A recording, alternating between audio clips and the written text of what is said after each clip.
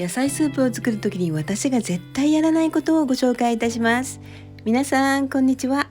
野菜スープを作り続けてずいぶん長くなってきましたが、作るときに絶対やらないこと、やったことがないことが3つあります。1つ目はアルミの鍋を使うことは絶対にしません。2つ目は輸入野菜で作ることもしたことがありません。3つ目は水道水そのままを使って作ることです。なぜそれらにこだわるのか、私の考えを詳しくお伝えしますので、ぜひ最後までご覧ください。まず1つ目のアルミ鍋をなぜ使わないのか。実はアルミ鍋を一つも持っていないからです。なぜ持っていないかというと、1970年代アルミニウムがアルツハイマー型認知症の原因であると言われました。ご存知の方もあるかもしれませんね。現在は厚生労働省の公式ウェブサイトにもそのようなことは科学的根拠に乏しいと明記されています。しかしその頃からアルミの鍋を買うのをやめたので使うことがなくなりました。鉄や亜鉛などのミネラルと異なり、アルミニウムは人体に必要とされていないミネラルです。体内に入っても腎臓のろ過装置によって体外に排出されますが、腎臓が弱っている人には負担になるし、わざわざアルミ鍋にする必要はないかと思っています。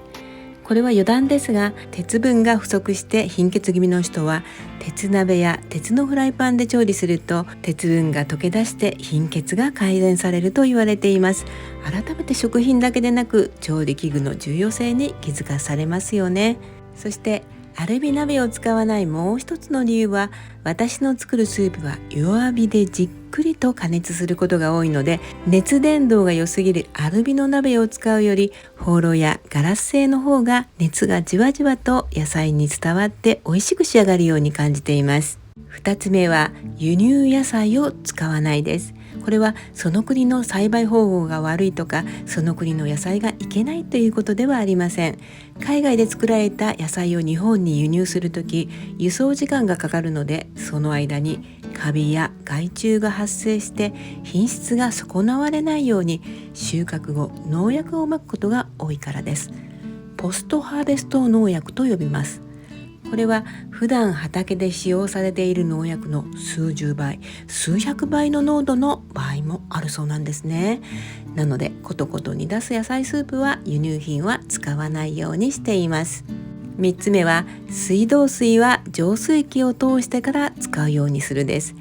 日本の水道水は蛇口をひねっただけで飲み水にできる数少ない国です。世界を見渡してみると、そんなことができるのはアイスランド、オーストラリアなど10カ国ほどなんですね。私たちって当たり前に思っていますが、本当にありがたいことなんですよね。